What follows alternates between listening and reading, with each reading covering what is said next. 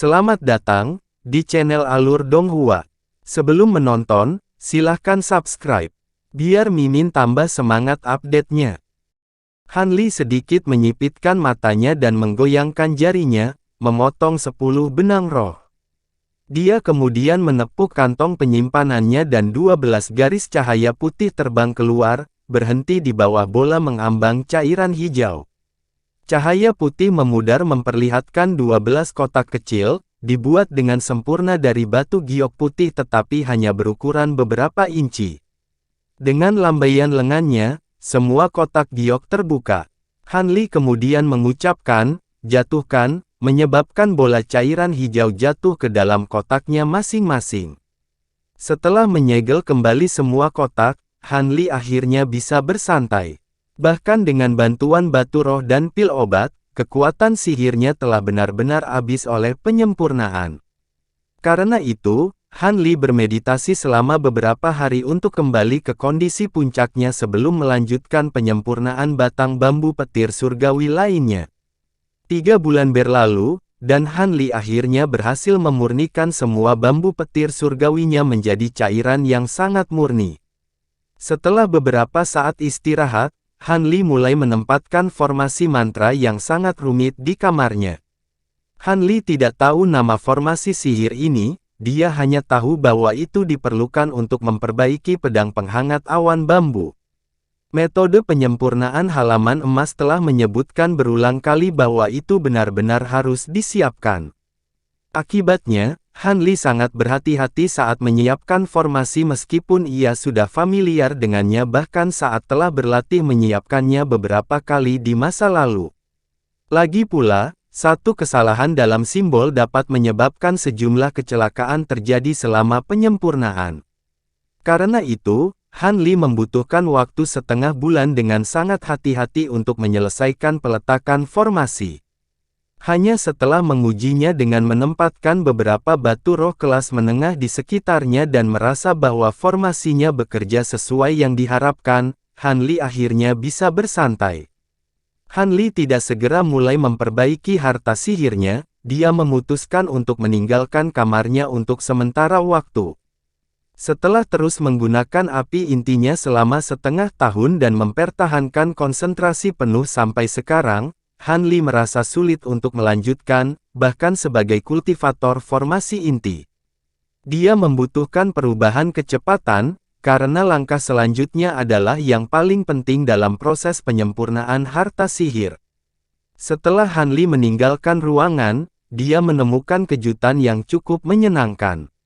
Di bawah pemberian makan yang tidak teratur dengan rumput rok pelangi, kumbang pemakan emas akhirnya mulai saling melahap sekali lagi. Sejak kumbang pemakan emas berjumlah beberapa puluh ribu, sulit untuk membuat mereka bertelur lebih banyak dan berevolusi menggunakan rumput rok pelangi dalam jumlah kecil. Selain itu, sebagian besar cairan hijaunya dalam beberapa tahun terakhir telah dihabiskan untuk mematangkan rumput petir surga. Seharusnya tidak mungkin kumbang pemakan emas mengalami perubahan apapun. Namun, setelah pematangan bambu petir surga selesai, Han Li telah memfokuskan jiwa bengkok untuk membiakkan kumbang. Bagaimanapun, Han Li masih menaruh harapan besar terhadap serangga eksotis ini. Setelah jiwa bengkok membawa Han Li up to date, dia segera menuju ke ruang serangga. Kumbang pemakan emas yang masih hidup memiliki bintik emas yang menyelimuti kurang dari setengah cangkangnya. Dia menduga bahwa generasi berikutnya akan memiliki konsentrasi bintik emas yang lebih besar. Tapi saat Han Li menatap lebih lama, ekspresi bahagianya menghilang dan digantikan dengan cemberut. Pada tingkat ini, tidak mungkin bagi kumbang pemakan emas untuk berevolusi menjadi sepenuhnya emas. Setelah setiap evolusi, jumlah mereka meningkat beberapa kali lipat, seperti halnya jumlah rumput rok pelangi yang diperlukan untuk evolusi mereka selanjutnya. Karena cairan hijaunya hanya bisa mematangkan begitu banyak rumput rok pelangi, mustahil bagi kumbang pemakan emas dalam jumlah besar untuk berevolusi sekaligus. Ini akan memakan waktu yang sangat lama. Han Li tenggelam dalam pemikiran yang mendalam saat dia berdiri di luar ruang serangga. Sepertinya dia harus fokus untuk membiarkan hanya sebagian dari mereka, jika tidak, dia mungkin tidak akan pernah memiliki kesempatan untuk melihat kumbang pemakan emas yang sepenuhnya berwarna emas. Dengan begitu, Han Li sudah mengambil keputusan. Namun, ini harus dilakukan setelah kumbang pemakan emas bertelur. Han Li hanya bisa menunda untuk saat ini dan fokus untuk menyempurnakan harta sihirnya. Karena itu, Han Li beristirahat selama sebulan penuh sebelum akhirnya memutuskan untuk bertindak. Dia pertama kali menyalakan dupa di kamar tidurnya dan berdoa selama 2 hari, menyebabkan hatinya menjadi tenang. Dia kemudian kembali ke ruang tersembunyi dan berdiri di tengah-tengah mantra formasi. Dengan ekspresi serius, dia mengangkat tangannya sambil menjatuhkan beberapa puluh kotak bambu petir surga yang disempurnakan ke formasi sihir. Setelah itu, segala macam kotak terbang keluar dari kantong penyimpanannya secara berurutan dan jatuh di depan Han Li dengan tutupnya terbuka, mengeluarkan bahan tambahan yang dia peroleh. Setelah melihat materi-materi ini, dia mengambil napas dalam-dalam dan duduk bersila dengan mata tertutup, perlahan-lahan memasuki meditasi. Setelah beberapa waktu, Han Li membuka matanya dengan tubuhnya tertutup kabut cahaya biru. Saat kabut muncul, batu roh yang tertanam dalam formasi mantra mulai bersinar menyilaukan dan mengeluarkan dengungan rendah. Meskipun tubuh Han Li diam, jari-jarinya dengan cepat bergeser, mengeluarkan bola halus dari bambu petir surga dari kotaknya. Kemudian suara menderu, pilar cahaya setebal mangkuk melesat keluar dari formasi, menyelimuti bola cairan dan sepenuhnya membatasi gerakan mereka. Han Li memejamkan matanya sekali lagi setelah melihat ini dan dengan tenang melepaskan indera spiritualnya yang kuat, membawa pilar cahaya di bawah kendalinya. Pilar cahaya tiba-tiba tampak hidup dan mulai berkedip sambil terus-menerus merubah warnanya. Adegan aneh ini berlanjut sampai pilar cahaya akhirnya cocok setelah jumlah fluktuasi yang tidak diketahui. Setelah perubahan warna terakhir, semua pilar cahaya berwarna merah menyala, memberikan kontras yang lebih kuat dengan cairan hijau zamrud yang terkandung di dalamnya. Han Li membuka mulutnya dan meludahkan seutas api inti hijau tua ke salah satu pilar cahaya.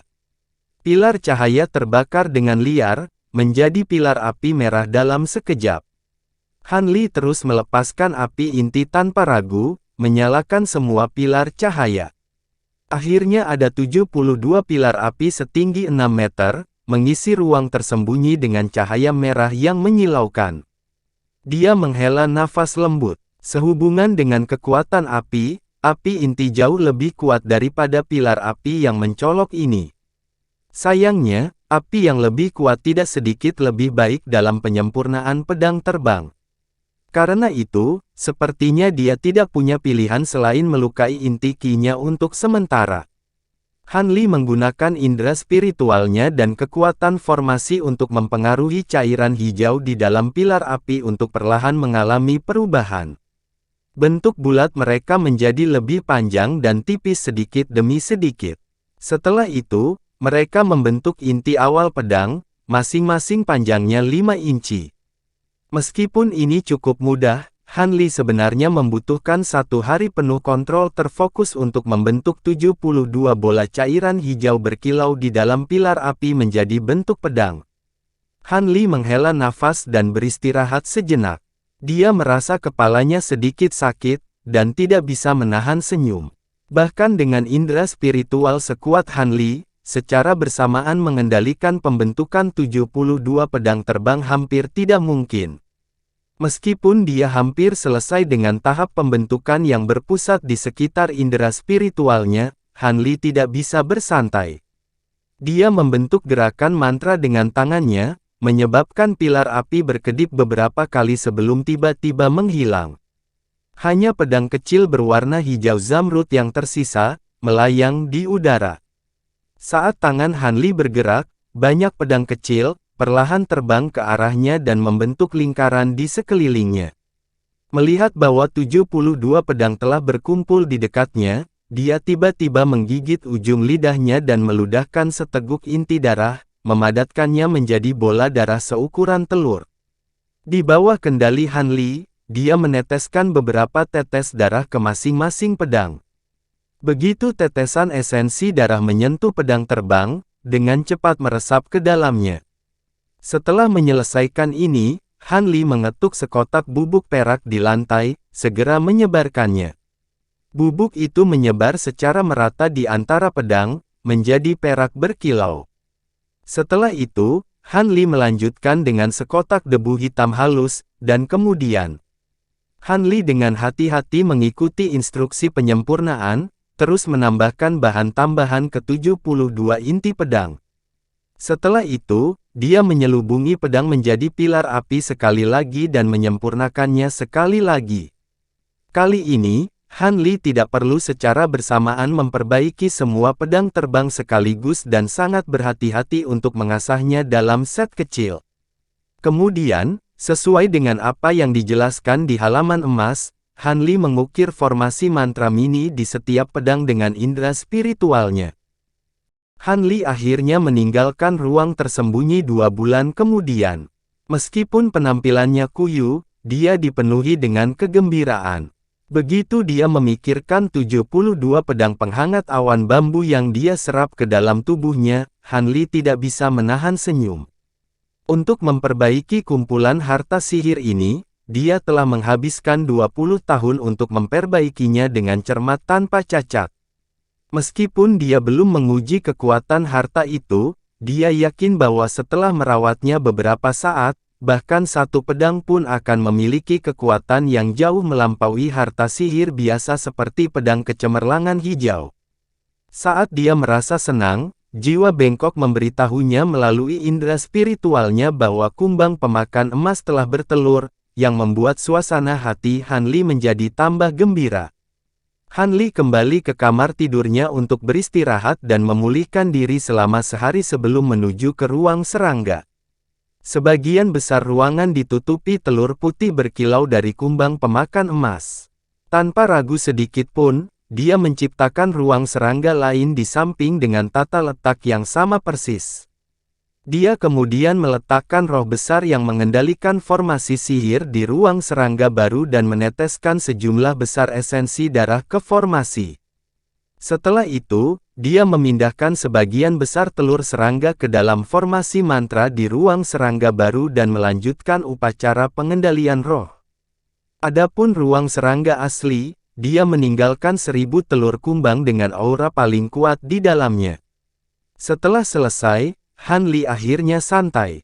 Sementara dia memulihkan kultivasinya, dia memutuskan untuk mengunjungi beberapa pembudidaya formasi inti terdekat yang sebelumnya dia berteman. Sementara Han Li membenamkan dirinya di dunia fana, serangkaian peristiwa besar telah terjadi di seluruh laut bintang yang tersebar, menyebabkan banyak kekacauan. Peristiwa yang paling berpengaruh di antara mereka adalah bagaimana 6 istana bersatu dan 8 berbagai kekuatan lainnya mengalami pemberontakan mendadak oleh bawahan dan murid, menghapus kepemimpinan asli mereka dari kekuasaan dan menggantinya dengan individu yang sebelumnya tidak dikenal. Ada peristiwa lain di mana beberapa sekte kecil yang biasa-biasa dimusnahkan dan harta mereka disita. Selama waktu ini, kekuatan laut bintang yang tersebar secara bersamaan menarik kembali anak buah mereka dengan rasa saling curiga. Yang paling mengerikan di antara peristiwa itu adalah ketika pada waktu, orang bijak bintang surgawi telah mengalami serangan balik kultivasi, ada desas-desus bahwa mereka telah benar-benar lumpuh. Ketika rumor ini mulai menyebar, kegemparan tiba-tiba muncul. Hampir semua orang yang peduli dengan masalah ini tampaknya menunggu istana bintang surgawi untuk mengatasi desas-desus ini. Tetapi yang membuat semua orang heran, istana bintang surgawi tidak mengatasinya, tidak memberikan konfirmasi atau penolakan, menyebabkan alarm yang lebih besar di seluruh lautan bintang yang tersebar. Pada saat yang sama, beberapa kekuatan ambisius dan tersembunyi mulai bergerak. Ada beberapa yang merencanakan konspirasi dan yang lain mulai membentuk aliansi yang jahat. Namun, tidak lama setelah desas-desus menyebar, kekacauan itu tiba-tiba menghilang tanpa jejak seolah-olah semuanya telah kembali normal. Tetapi para pembudidaya yang lebih jeli tahu bahwa ini hanyalah ketenangan sebelum badai. Ketika Hanli mengunjungi tetangga formasi inti, mereka semua mengungkapkan sedikit kekhawatiran. Namun, Hanli tidak peduli tentang semua ini sedikit pun.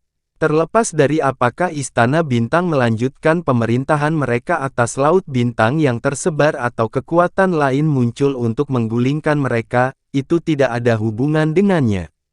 Dia adalah seseorang yang menapaki jalan soliter dari seorang kultivator tunggal. Selama dia berhati-hati dan tidak melibatkan dirinya dalam kekacauan, dia akan baik-baik saja. Sesuai dengan rencana Hanli, dia akan menghabiskan beberapa tahun ke depan memelihara pedang terbangnya dan menyempurnakan beberapa alat pengaturan formasi yang relatif mengesankan sebelum menuju ke laut dan berburu beberapa binatang iblis kelas 6. Lagi pula, hanya pil obat yang dibuat dengan inti iblis kelas 6 yang terbukti efektif dalam memajukan pembudidaya formasi inti. Dengan demikian, Hanli menghabiskan hari-harinya mempelajari Dao dari penyempurnaan alat dan mantra formasi sambil bermeditasi di malam hari, menggunakan api intinya untuk perlahan-lahan meredam 72 pedang penghangat awan bambu yang tersimpan di dalam tubuhnya. Namun tidak lama setelah dia memulai rutinitas ini, kumbang pemakan emasnya akhirnya menetas. Hanli memanggil dengan senang, lalu menyimpannya ke dalam beberapa kantong binatang roh tingkat tinggi. Karena kumbang telah mengenalinya sebagai tuan mereka, mereka mematuhi panggilannya. Selama waktu luang Hanli, dia perlahan melatih mereka agar berguna saat menghadapi musuh nanti. Hanli benar-benar puas dengan kehidupannya dalam berkultivasi dengan damai dan mantap. Sejak dia mencapai formasi inti, dia mulai mengarahkan pandangannya pada Nas Chen Sol, merenungkan apakah kultivasinya suatu hari akan mencapai ketinggian seperti itu. Tapi suatu hari saat Hanli sedang menempa pedang terbangnya di rumahnya, ekspresinya tiba-tiba berubah, dan dia perlahan berjalan keluar dari kediamannya. Seorang pria berusia 40 tahun yang memiliki penampilan yang lembut, muncul di luar kediaman guanya. "Maaf mengganggumu, rekan Taois Han." Ketika pria parubaya itu melihat Hanli muncul, dia memberi salam lembut. "Kakak Jin, bagaimana Anda menemukan waktu untuk mengunjungi tempat tinggal saya yang sederhana? Silakan masuk." Hanli tidak berani menunda dan segera memberi hormat sebelum mengundang pria parubaya itu masuk. Orang ini adalah Jin King, salah satu pembudidaya formasi inti yang tinggal di dekatnya. Dia adalah orang yang jujur dan telah memberi Hanli beberapa petunjuk tepat setelah dia memasuki formasi inti. Dia bisa dianggap sebagai teman terdekat Hanli saat ini. Ketika Hanli terakhir berkunjung ke rumahnya, ia menemukan bahwa Jin King tidak hadir dan kemudian tahu bahwa rekan Daois Jin belum kembali dari beberapa tahun terakhir perjalanannya. Hanli merasa senang dengan kemunculannya yang tiba-tiba. "Tidak perlu. Saya hanya ingin mengatakan beberapa hal sebelum saya harus pergi dan mengurus hal-hal lain." Jin King menggelengkan kepalanya dan tersenyum tipis. "Tolong, jangan ragu untuk berbicara, Saudara Jin. Aku mendengarkan." Hanli menyindir. Jin King mengungkapkan sedikit senyum dan perlahan berkata, "Tidak lama setelah saya kembali, saya mendengar bahwa rekan Daois Han telah menghabiskan beberapa tahun terakhir ini dengan rajin mempelajari mantra formasi dengan sukses. Saya ingin mengucapkan selamat yang tulus. Kebetulan, saya telah menemukan masalah yang sulit selama perjalanan saya, pembatasan mantra formasi yang harus dihapus. Jadi, saya datang ke sini untuk meminta bantuan rekan Daois Han. Saya harap Anda tidak akan menolak." Hanli menatap kosong sejenak sebelum bertanya dengan ekspresi tenang, "Pembatasan. Apakah Anda tahu jenis apa?" Petik 2. "Tolong, lihat ini." Jin King tidak memberinya jawaban. Sebaliknya dia mengeluarkan sesuatu dari kantong penyimpanannya dan menyerahkannya kepada Hanli. Hanli melihat bahwa itu adalah mutiara putih seukuran ibu jari. "Apa ini?" Han Li menatap Jin King dengan terkejut. Rekan Taois akan tahu apa itu begitu dia menuangkan sedikit kekuatan spiritual ke dalamnya. Jin King terkekeh dan mengungkapkan ekspresi misterius. Han Li mengerutkan kening dan dengan enggan menuangkan sedikit kekuatan spiritualnya ke dalamnya. Detik berikutnya, mutiara itu bersinar dengan cahaya putih yang menyilaukan. Jika manusia melihat cahaya ini, mereka akan dengan paksa mengalihkan pandangan mereka karena takut menjadi buta. Tetapi bagi seorang pembudidaya formasi inti seperti Han Li, dia melihatnya sebagai cahaya putih biasa. Sebagai hasil dari pemeriksaannya, ekspresi Han Li sedikit berubah. Pada saat itu, sesuatu telah muncul di dalam mutiara. Tanpa menunggu peringatan apapun dari Jin King, dia berinisiatif untuk menenggelamkan indera spiritualnya lebih dalam ke mutiara. Setelah beberapa waktu berlalu, dia memasang ekspresi serius. Han Li menarik indera spiritualnya dan mengambil napas dalam-dalam sebelum melihat pembudidaya paruh baya dan bertanya, "Reruntuhan kultivator kuno. Saya tidak terlalu yakin. Namun, menurut pengalaman saya, hanya seorang kultivator kuno yang mampu menggunakan metode kuno semacam itu untuk melestarikan peta." Jin King berbicara dengan sedikit terburu-buru. Han Li mengangguk. Menyimpan informasi penting dalam mutiara dan kerang adalah praktik umum oleh para pembudidaya kuno laut bintang yang tersebar. Adapun mutiara, itu berisi sesuatu yang menyerupai peta. Setelah beberapa saat, Jin King melanjutkan, ada dua mutiara ini, mereka membentuk peta yang lengkap. Saya, bersama dengan rekan Taois lainnya, menemukan ini di sebuah toko kecil. Pada saat itu, dijual dalam bentuk kalung bersama mutiara biasa lainnya. Saat itulah kami masing-masing secara terpisah mengambil mutiara dan sepakat untuk mencari lokasi bersama. Dengan apa yang kamu katakan, kamu pasti sudah menemukan lokasi yang dijelaskan di peta, ya? Han Li bertanya dengan termenung sambil mengelus dagunya. Betul sekali. Kami menghabiskan 5 tahun mencarinya dan baru saja menemukannya. Namun sayangnya, itu terhalang oleh penghalang besar. Karena kami tidak memiliki pemahaman sedikit pun tentang mantra formasi, kami hanya bisa kembali dengan kekecewaan. Namun, kami memutuskan bahwa setelah kembali, kami masing-masing akan mengundang ahli mantra formasi untuk membantu memecahkan penghalang. Rekan Taois Han juga tahu bahwa sangat sedikit di antara kita para pembudidaya nakal yang mempelajari mantra formasi. Karena itu, saya hanya bisa datang kepada Anda dan tanpa malu-malu meminta bantuan. Rekan Taois Han, mohon merasa tenang. Selama Anda dapat memecahkan formasi, kami akan memberi Anda sebagian dari hadiah, terlepas dari apapun yang dimiliki oleh reruntuhan pembudidaya kuno. Jin King melihat bahwa Han Li sedikit ragu dan buru-buru memberikan penjelasan disertai janji. Terima kasih sudah menonton, sampai jumpa di episode selanjutnya. Jangan lupa subscribe, like, dan nyalakan loncengnya. Sampai jumpa.